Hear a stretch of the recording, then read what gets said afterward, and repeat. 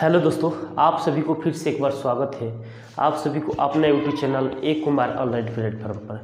चलिए दोस्तों, आइए आज आप लोगों को समक्ष क्लास 12 का इलेक्ट्रिक करंट का 4th लेक्चर्स लेकर आए हुए हैं आप लोगों को समक्ष, जो कि है प्रतिरोध के ताप पर निर्भरता।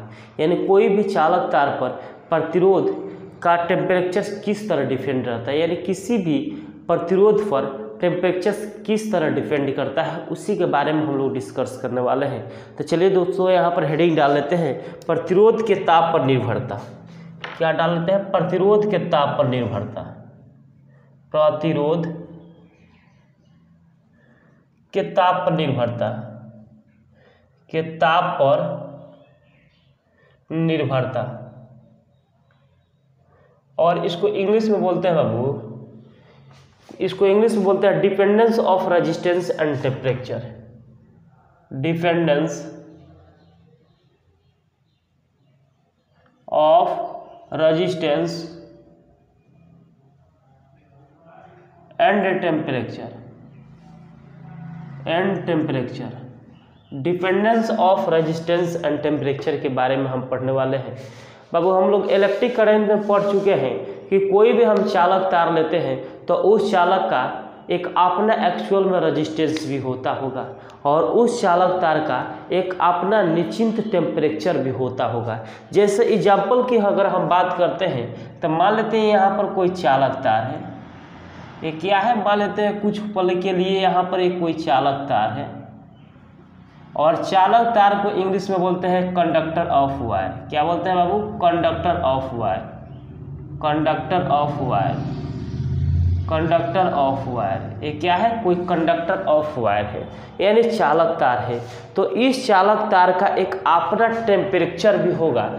यह प्रारंभिक टेम्परेचर भी होगा, जो पहले होगा उसको बोलते हैं टी डॉट, और इस चालक तार का एक अपना रेजिस्टेंस भी होगा, जिसका प्रारंभिक रेजिस्टेंस मान लेते हैं आर नोट। क्या मान लेते हैं? R note.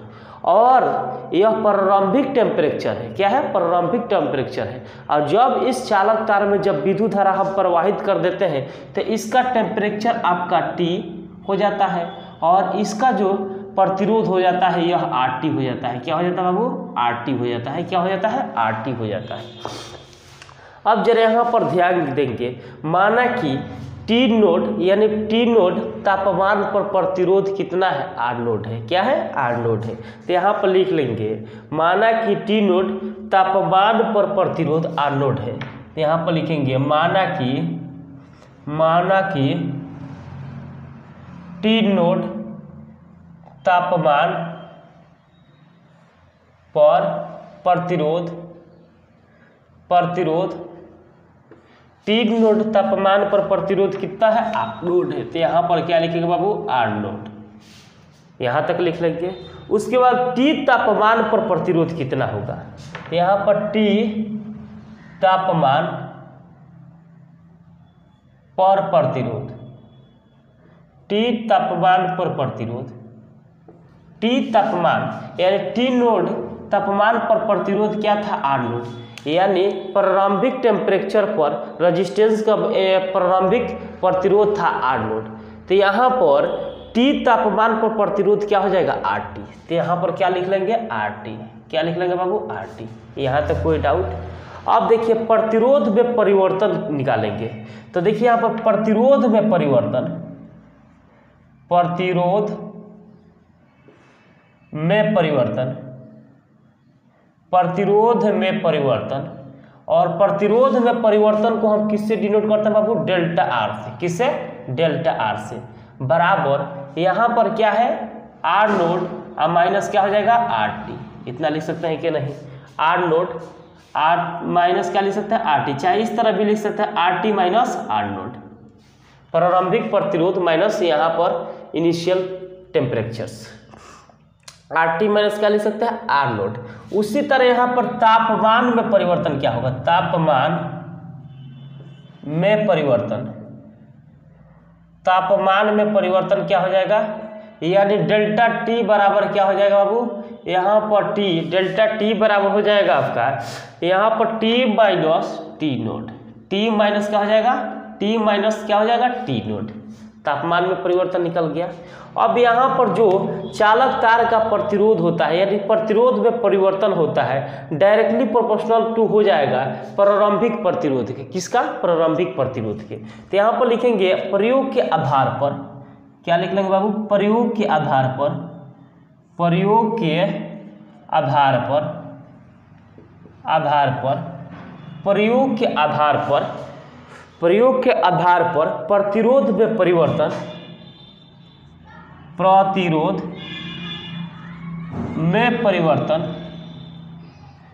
प्रतिरोध में परिवर्तन डायरेक्टली प्रोपोर्शनल टू प्रारंभिक प्रतिरोध, प्रारंभिक प्रतिरोध, प्रारंभिक प्रतिरोध। अब यहाँ पर लिखा है प्रतिरोध में परिवर्तन। अब प्रतिरोध में परिवर्तन को क्या लिख सकते हैं? Delta are. क्या लिख सकते हैं बाबू? Delta R. तो यहाँ पर क्या लिखेंगे? Delta R directly proportional to प्रारंभिक प्रतिरोध। प्रारंभिक प्रतिरोध क्या बाबू? आर नोड है। तो यहाँ पर क्या लिखेंगे? R node. इक्वेशन क्या मान लेंगे? फर्स्ट। यहाँ तक लिख सकते हैं।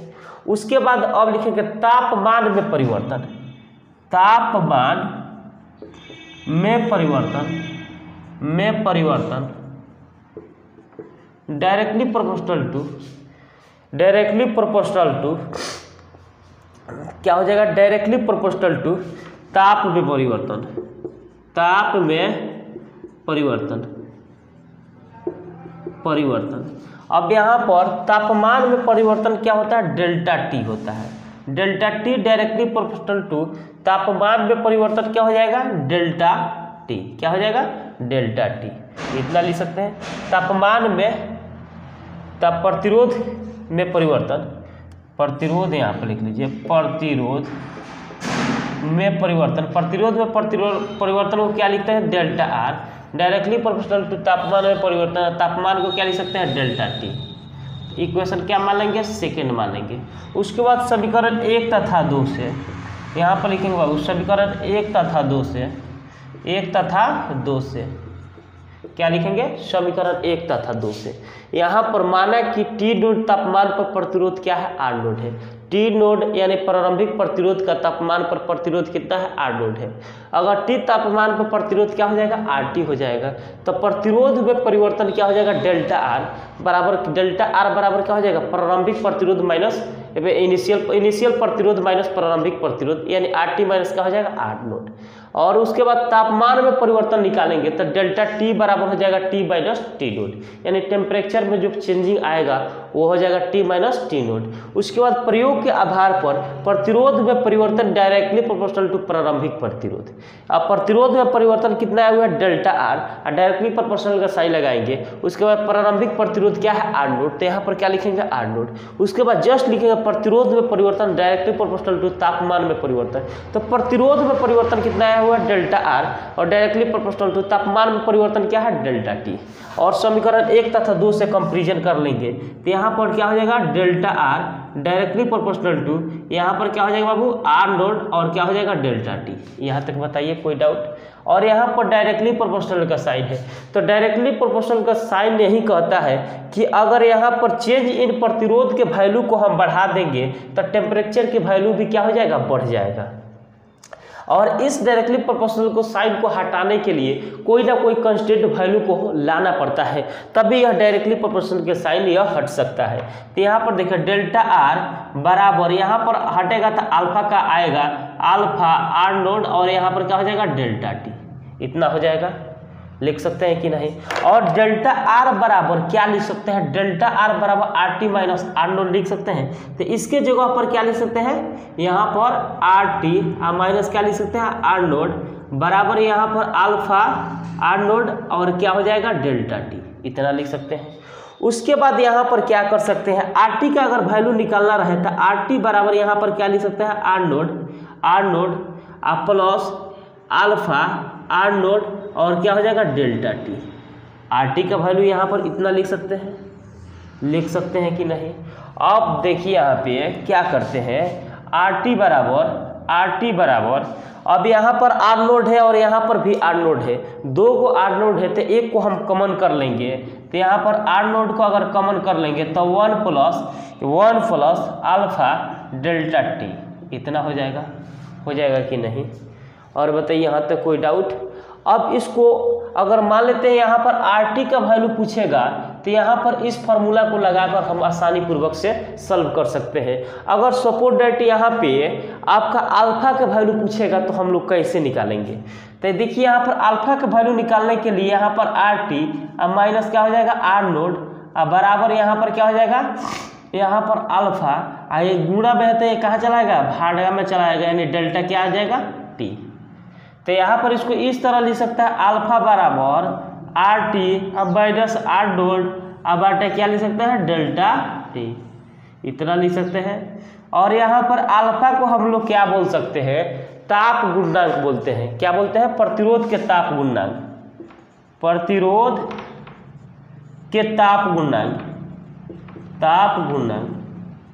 प्रतिरोध के ताप गुणांक। और इसको इंग्लिश में बोलते हैं कोफिशिएंट ऑफ टेम्परेचर। क्या बोलते हैं? Coefficient of temperatures, coefficient of temperature, प्रतिरोध के ताप गुणांक। अब यहाँ तक तो आप लोग सीख गए। अब सबसे पहले यहाँ पर इसको नोट नहीं किए तो सबसे पहले इसको नोट डाउन कर लीजिए। अब आगे की तरफ हम लोग बढ़ेंगे। आप देखने वाले हैं प्रतिरोध के ताप पर निर्भरता, तो आप लोग सीख लिए। और इसको बोलते हैं कोफिशिएंट ऑफ टेम्परेचर, यानी प्रतिरोध के ताप गुणांक भी इसी को हम लोग बोलते हैं। और इसको नोट नहीं किए तो सबसे पहले सिंपल से तरीके में इसको नोट कर लीजिए, क्योंकि न्यूमेरिकल जब बनाएंगे तो ये फार्मूला और इस फार्मूला का एप्लीकेशंस करेंगे। चलिए इसको मिटा देते हैं। अब आगे की तरफ हम लोग बढ़ेंगे। आगे की तरफ कुछ चालक और कुचालक पर बेस्ड कुछ ऑब्जेक्टिव क्वेश्चंस बोर्ड एग्जाम में पूछे जाते हैं कि कब बढ़ेगा कब घटेगा। अगर यहाँ पर 3 केस लेते हैं द कंसेप्ट ऑफ कंडक्टर के केस में, अगर यहाँ पर पहल का केस अगर चालक के केस में लेते हैं, किसके केस में? चालक के। किसके केस में लेते हैं? चालक का। अगर मान लेते हैं अल्फा का वैल्यू क्या हो बाबू? पॉजिटिव हो। अगर मान लेते हैं अल्फा का वैल्यू यानी जो कोफिशिएंट ऑफ टेम्परेचर है इसका वैल्यू आपका पॉजिटिव है, क्या हो? पॉजिटिव हो। और यहाँ पर RT लेस देन R0, क्या हो?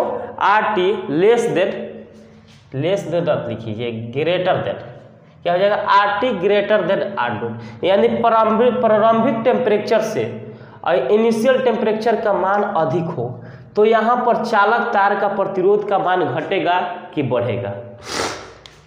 यानी कहने का मतलब यह है अगर तापमान को हम बढ़ा देते हैं तो चालक तार का प्रतिरोध क्या हो जाता है? बढ़ जाता है। यानी तापमान, यानी यहाँ पर T माने क्या? टेम्परेचर। अगर टेम्परेचर के वैल्यू को हम बढ़ा देंगे तो चालक में क्या होगा? प्रतिरोध के मान ऑटोमेटिक बढ़ जाता है। तो यानी चालक तार के प्रतिरोध को बढ़ाने पर, ताप को बढ़ाने पर, अगर टेम्परेचर को बढ़ा देंगे यानी ताप को बढ़ाने पर, तापमान को बढ़ाने पर, यह ऑब्जेक्टिव में क्वेश्चंस पूछ देता है, तापमान को बढ़ाने पर प्रतिरोध का मान बढ़ जाता है, प्रतिरोध का मान बढ़ जाता है। यानी अगर हम सपोज दैट टेम्परेचर के वैल्यू को अगर हम बढ़ा देंगे तो जो प्रतिरोध होगा उसका मान बढ़ जाएगा, यानी इंक्रीज कर जाएगा। क्या हो जाएगा? इंक्रीज कर जाएगा। अगर यहाँ पर सपोज दैट यहाँ पर RT ग्रेटर देन R0, अगर हम टेम्परेचर के वैल्यू को हम क्या कर देते हैं? बढ़ा देते हैं, तो यहाँ पर प्रतिरोध का वैल्यू भी क्या हो जाएगा? बढ़ जाएगा। क्या हो जाएगा? बढ़ जाएगा। यहाँ तक क्लियर? यानी कंडक्टर ऑफ वायर के केस में क्लियर। अगर ताप को बढ़ाएंगे तो यहाँ पर प्रतिरोध का मान क्या हो जाएगा? बढ़ जाएगा। अगर दूसरा का केस की हम बात करते हैं कुचालक, किसका? कुचालक यानी इंसुलेटर की हम बात करते हैं, इंसुलेटर। अगर इंसुलेटर की हम बात करते हैं तो अल्फा के वैल्यू अगर 0 हो, क्या हो? 0 हो। और यहाँ पर RT अब बराबर R0 हो, यानी टेम्परेचर और प्रतिरोध का मान एक समान हो, प्रतिरोध और टेम्परेचर का मान एक समान हो तो किसी कुचालक तार पर चालक तार का प्रतिरोध पर कोई प्रकार का प्रभाव नहीं पड़ता है। तो यहाँ पर लिख लेंगे किसी कुचालक तार के प्रतिरोध पर ताप पर निर्भर नहीं करता है। तो यहाँ पर लिख लेंगे कुचालक तार का प्रतिरोध ताप पर निर्भर नहीं करता है।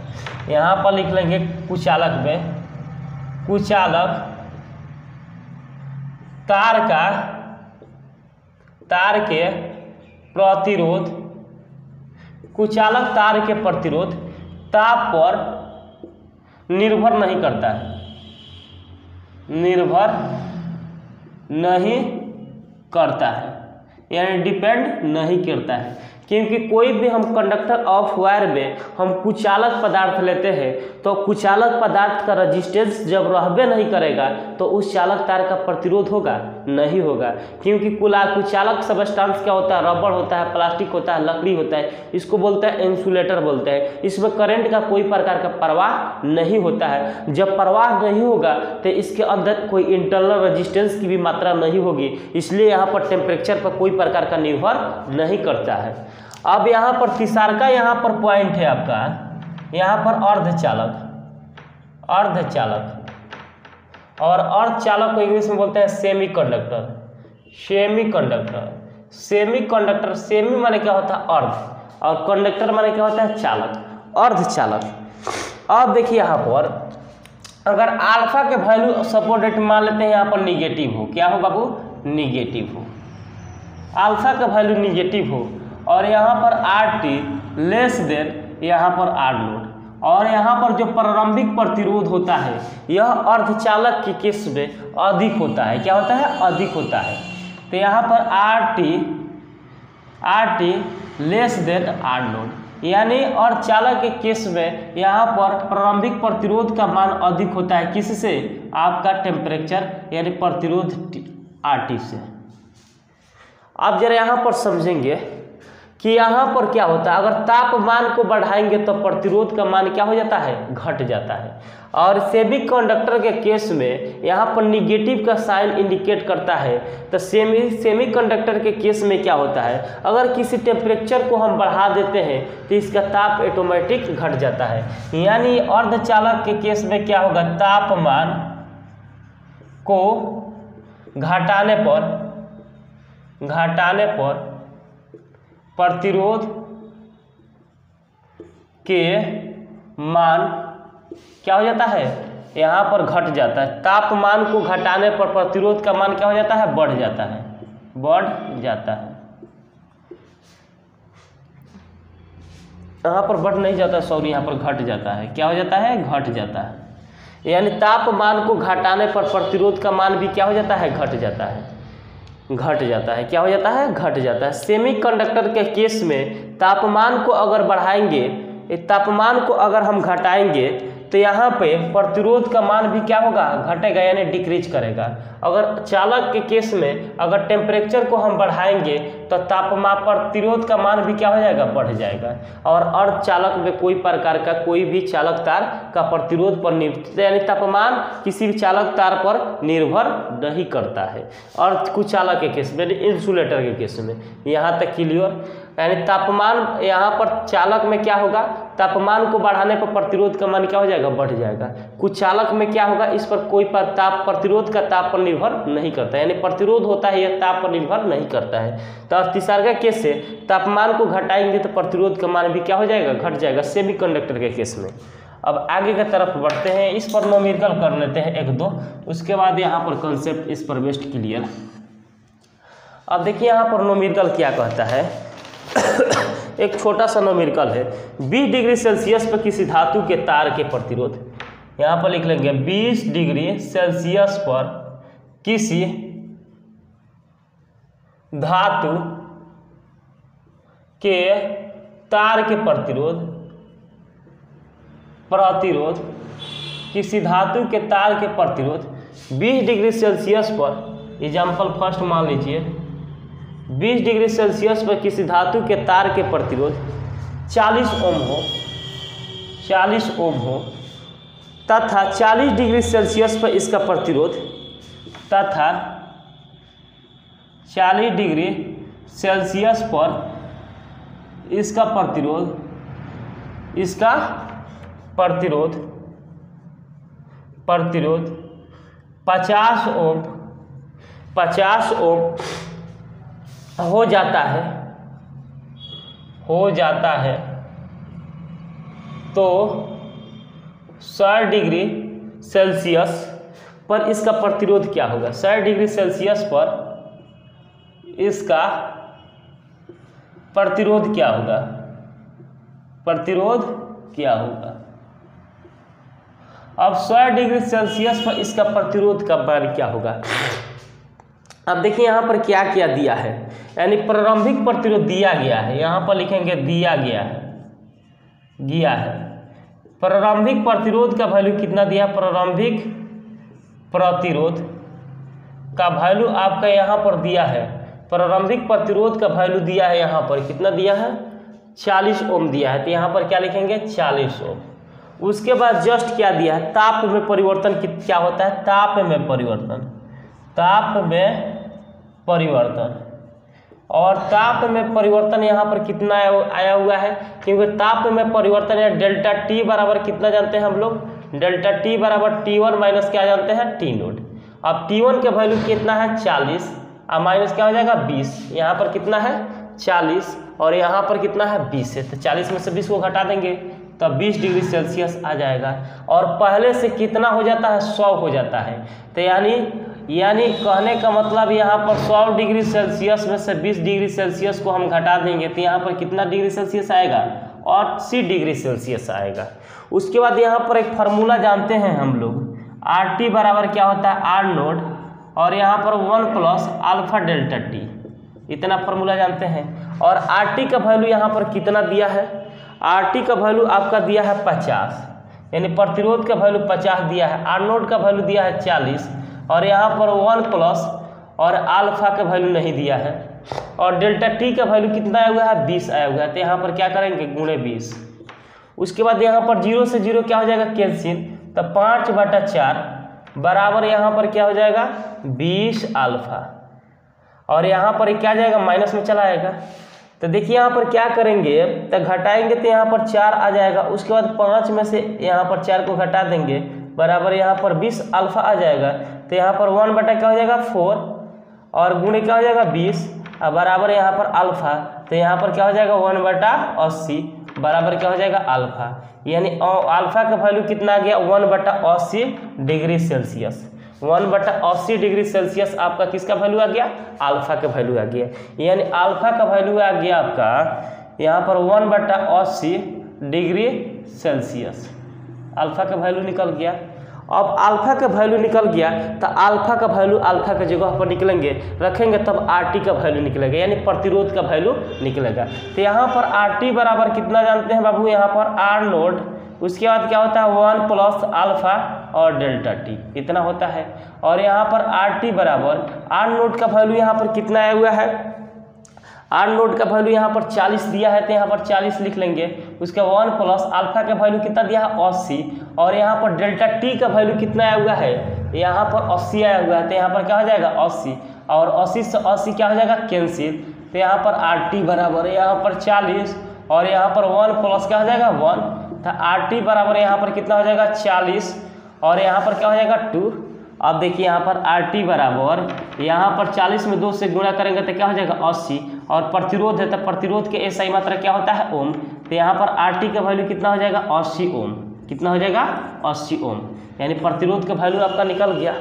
और बताइए यहाँ तो कोई डाउट। अब आगे की तरफ हम लोग बढ़ेंगे, यानी इस तरह के न्यूमेरिकल क्वेश्चंस आता है इस पर तो हम लोग कुछ ऐसे सॉल्व करते हैं। चलिए आज के लिए इतना ही, थैंक यू सो मच।